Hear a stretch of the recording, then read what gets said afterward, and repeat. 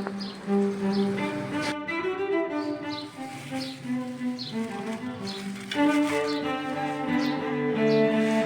खूबसूरत से बिल्ली का बच्चा आज आया है मेरे दुकान की साइड पे।